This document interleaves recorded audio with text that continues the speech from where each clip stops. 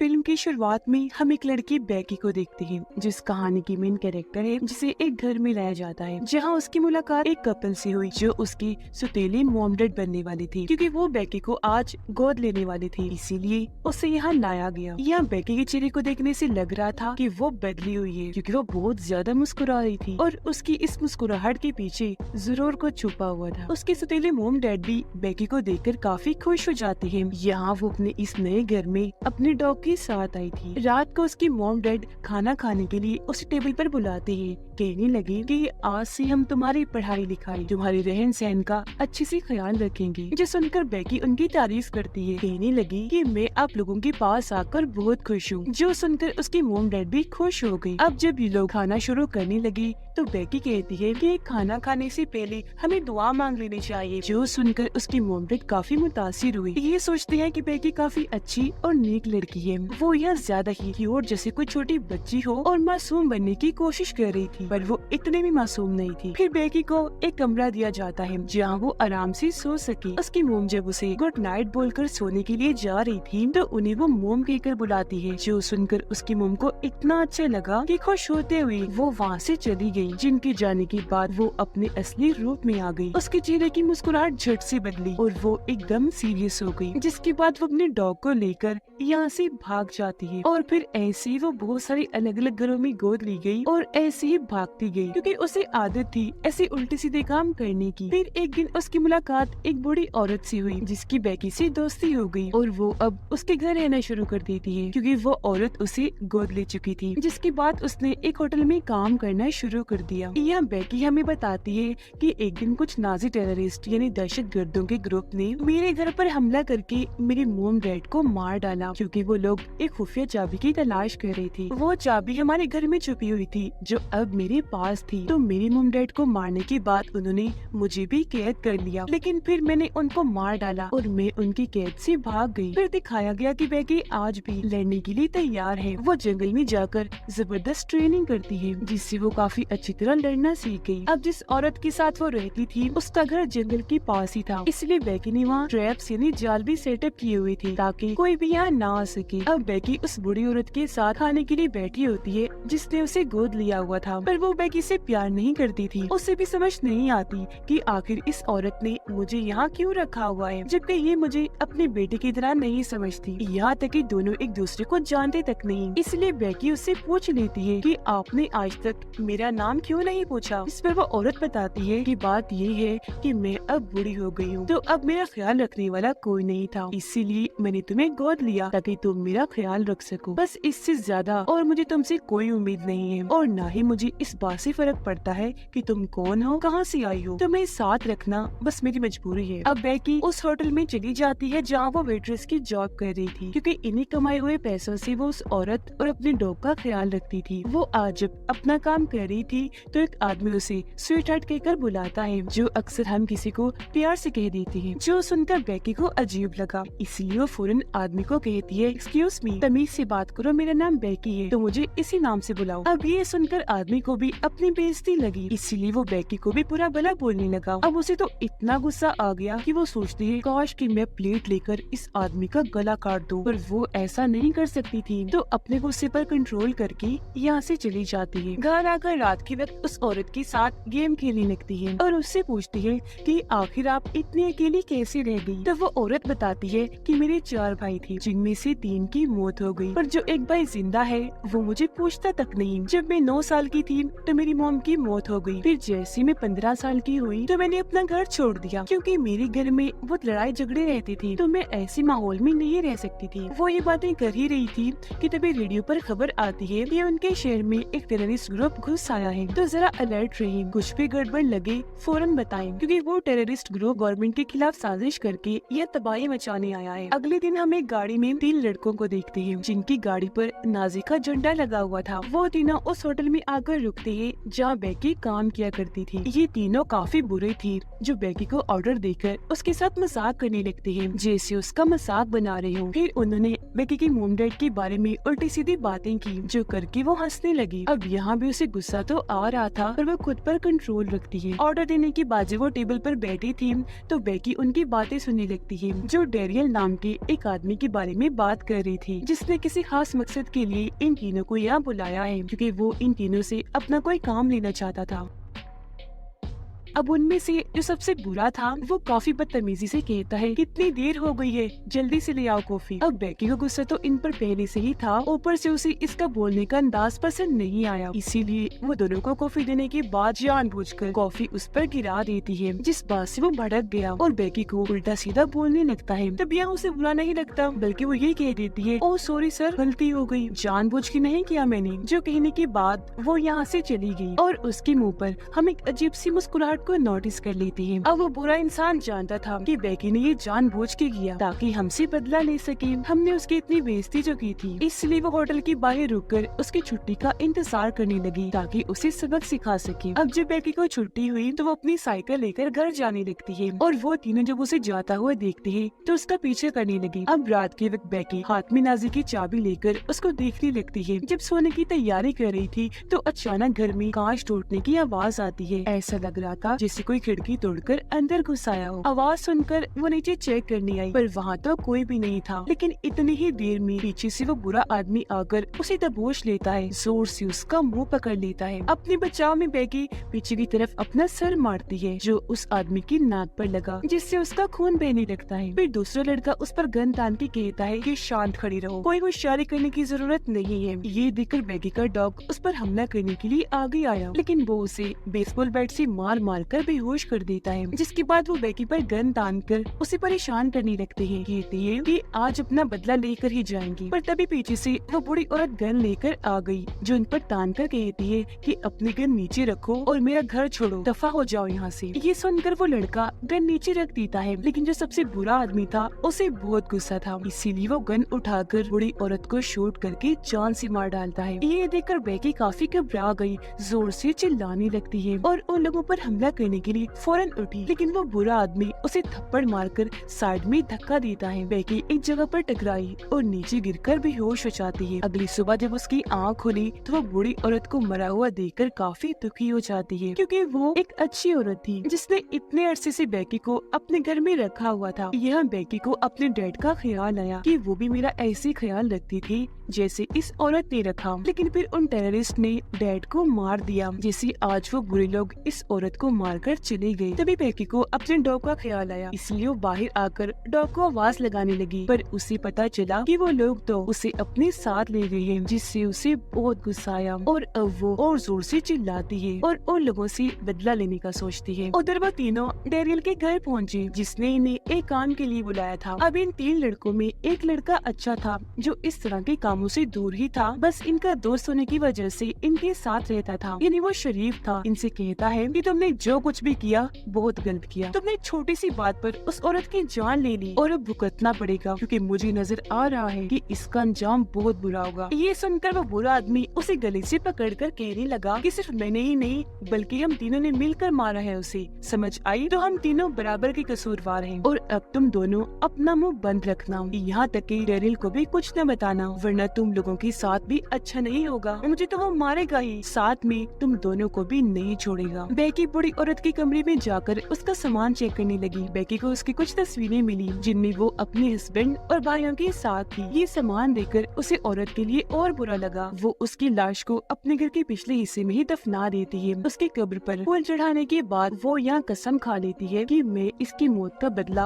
अब लेकर ही रहूंगी। वो अपने कुछ ट्रैप्स इन्हें जाल तैयार करती है उन बुरे लोगों को उसमें फंसाने के लिए, ताकि वो उन्हें सबक सिखा सके। जिसके बाद लाल रंग के कपड़े पहन लेती है क्योंकि ये उसका पसंदीदा रंग था और दोबारा से अपनी प्रैक्टिस करने लगती है। वो यहाँ डेरियल के बारे में सर्च करती है कि वो कहाँ रहता है, क्योंकि वो तीनों डेरियल के बारे में ही बात कर रही थी। जहाँ उसे पता चला कि शहर में डेरियल नाम के बस 2 ही लोग रहते हैं, इसीलिए पहले वाले के पास जाती है जहाँ उसे एक बड़ी औरत मिली। बेकी उससे पूछती है कि आपका नाम डेरियल है, जिस पर वो जवाब देती है कि हाँ मैं डेरियल ही हूँ, पर तुम्हें क्या काम है उससे। बेकी पूछती है कि आपसे 3 लोग मिलने आए हैं, इस पर वो कहती है कि नहीं, 3 लोग तो क्या, मुझसे तो कभी एक इंसान मिलने तक नहीं आया, मैं यहाँ बिल्कुल अकेली रहती हूँ। ये सुनकर बेकी समझ जाती है तो फिर जरूर वो दूसरा डेरियल होगा।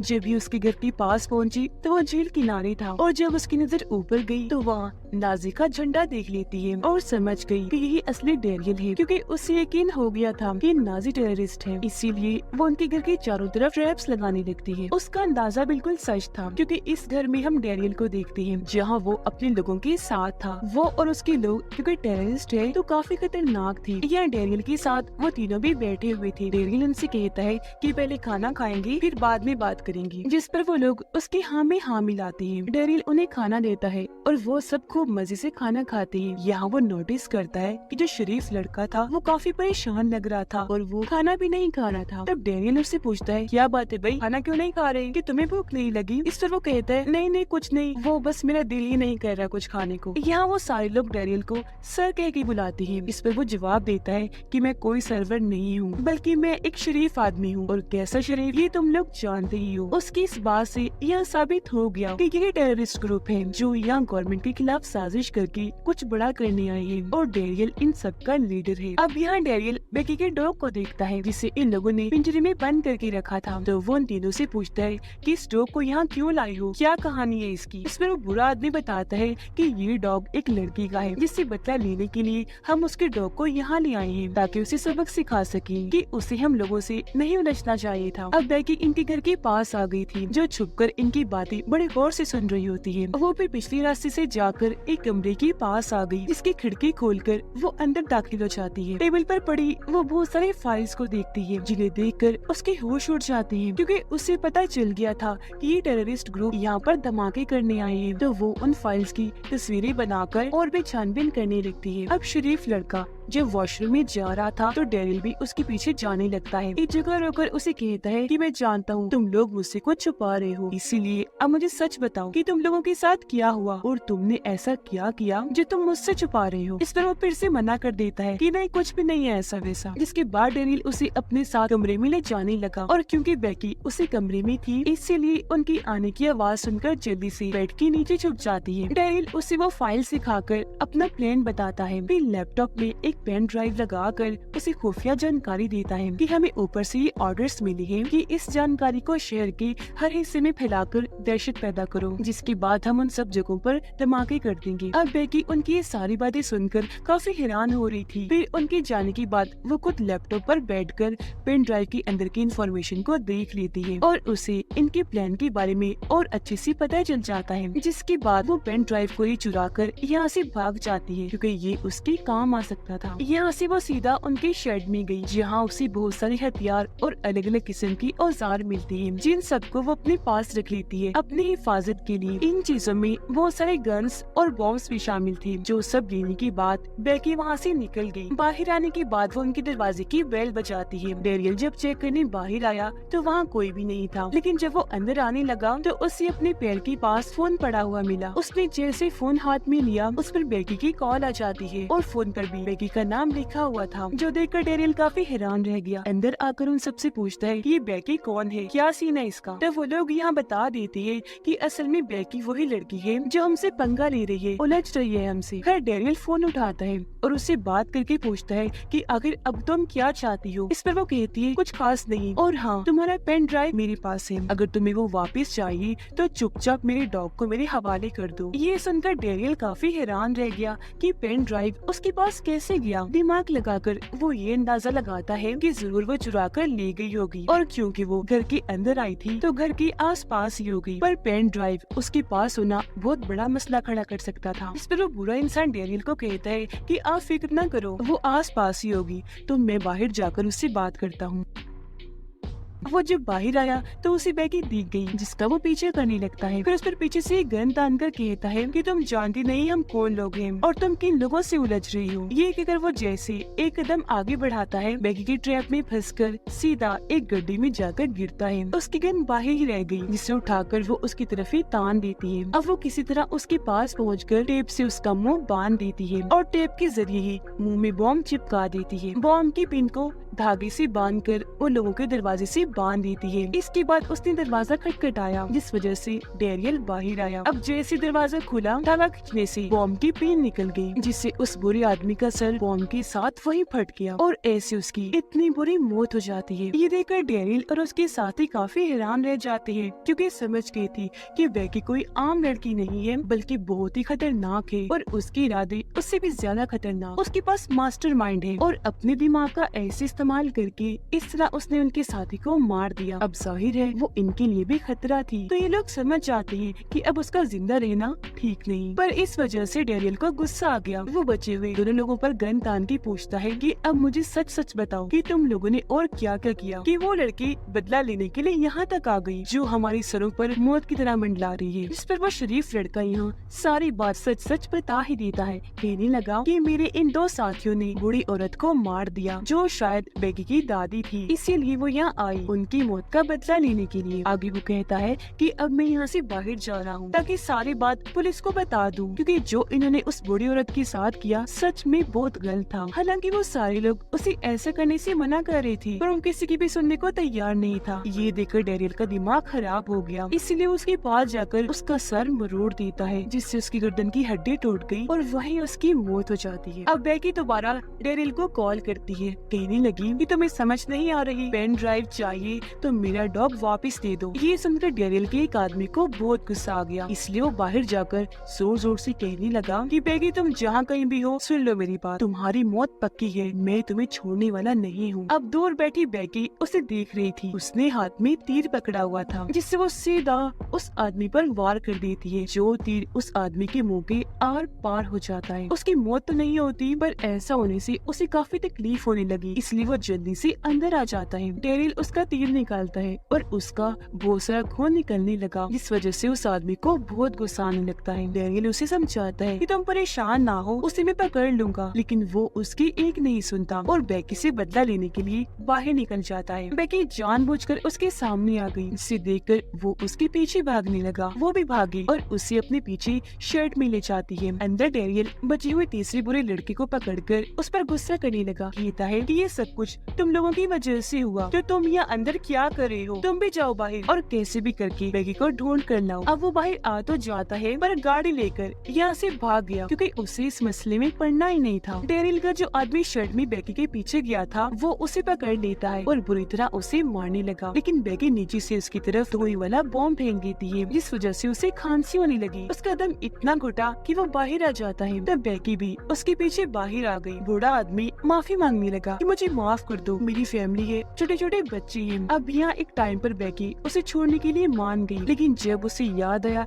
कि ये तो नाजी हैं, जिन्होंने मेरी फैमिली को नहीं बख्शा था, मेरी मॉम डैड को मार दिया, तो आज इसकी फैमिली के लिए मुझे भी इस पर तरस खाना नहीं चाहिए। जो सोचकर वो खंजर से उस आदमी पर हमला करती है और बार बार उस पर वार करके कई टुकड़े कर देती है और ऐसे उसकी बहुत भयानक मौत हो जाती है। उसका सारा खून बेकी के ऊपर गिरा और वो पूरे खून से लथपथ हो गई। उसे मारकर वो खुश हो ही रही थी कि तभी सामने से उसे एक इंजेक्शन आकर लग जाता है, जिससे वो बेहोश हो गई। जब उसकी आंखें खुली तो वो खुद को कुर्सी से बंधा हुआ पाती है, जिसके सामने डेरियल बैठा था। वो उसे कहता है तुम जानती नहीं हम कौन हैं, तुमने गलत इंसान से पंगा ले लिया है। जो कहकर वो बेकी को उसका सारा सामान दिखाता है जो वो तैयारी करके आई थी और कहता है कि अगर तुम बता दो कि पेन ड्राइव कहाँ है तो मैं तुम्हें और तुम्हारे डॉग को छोड़ दूंगा। इस पर बेकी कहती है कि नहीं बताऊंगी, तुम एक टेररिस्ट हो तो मैं तुम्हारी मदद क्यों करूँ।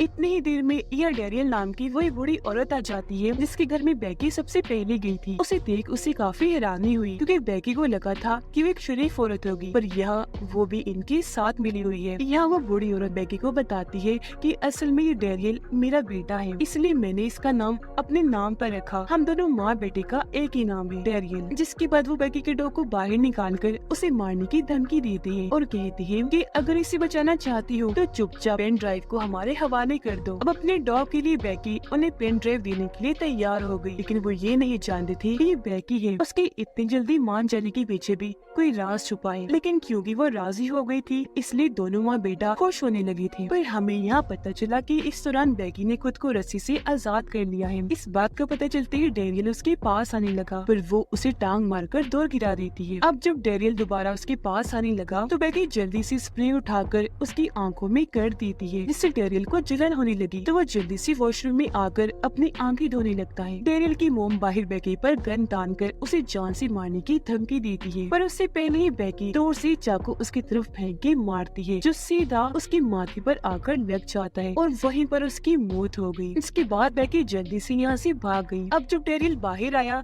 तो अपनी मोम को मरा हुआ देखकर उसे बहुत बुरा लगा। उसे बेकी पर गुस्सा आ जाता है, तो वो जल्दी से बाहर आकर उसके पीछे भागने लगता है और बार बार गन से उसे शूट कर रहा था। पर एक जगह पर आकर बेकी रुक जाती है क्योंकि वो कुछ सोच रही थी। डेरियल उसे कहता है, बस अब तुम्हारा खेल खत्म, बचकर कहाँ जाओगी, मैं अभी यहीं पर तुझे मार डालूंगा। ये कहकर वो जैसे कदम आगे बढ़ाता है तो उसका पैर एक ट्रैप में फंस गया, जिससे उसे इतनी दर्द हुई कि वो जोर से चिल्लाने लगता है। हड़बड़ी में वो जैसे दूसरा कदम आगे बढ़ाता है तो उसका वो पैर भी ट्रैप में फंस जाता है। इससे वो बेकाबू हो गया और फौरन नीचे गिर जाता है, पर नीचे भी उसका सर एक और ट्रैप में फंस गया और अब यहाँ वो पूरी तरह ट्रैप्स में फंसा हुआ था, जरा भी नहीं हिल सकता था। वो काफी जख्मी हो गया था, मरने ही वाला था कि बेकी से कहता है कि तुम मेरे जैसे इतने बड़े टेररिस्ट को भी नहीं छोड़ सकी, मान गया तुम्हें और तुमने सारे ट्रैप्स बहुत अच्छे से सेटअप किए, जो कहकर उसकी मौत हो गई। जिसके बाद बेकी उसके घर के अंदर जाती है अपने डॉग को छुड़वाने के लिए, पर यहाँ डेरियल की मोम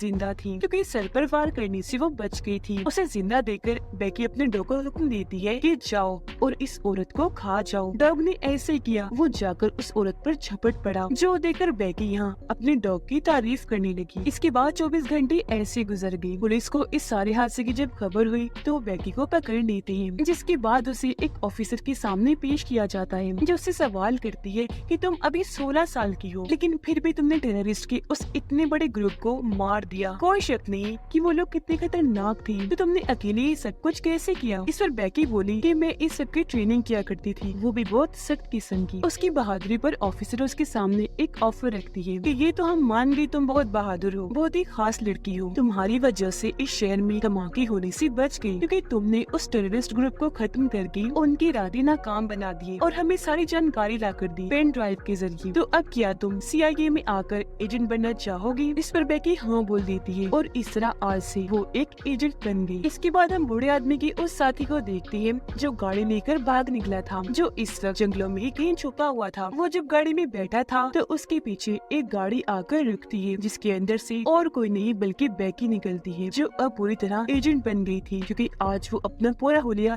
एजेंट जैसा ही बना कर आई थी। उसे देखकर वो अपने गन निकालता है ताकि उसे शूट कर सके, पर बेकी के हाथ में तो बॉम्ब गन थी, जिसके एक ही वार से उसकी गाड़ी धमाके के साथ फट गई और उसमें आग लग गई, जिसके साथ ही उस आखिरी साथी की भी मौत हो जाती है। ये करने के बाद बेकी कैमरा की तरफ देखती है और अब वो अपनी अगली एडवेंचर के लिए निकल जाती है, जहाँ वो बुराई के खिलाफ ऐसे लड़कर जड़ से बुराई का खात्मा कर देगी और उसके इसी इरादे के साथ ये फिल्म इधर ही खत्म हो जाती है।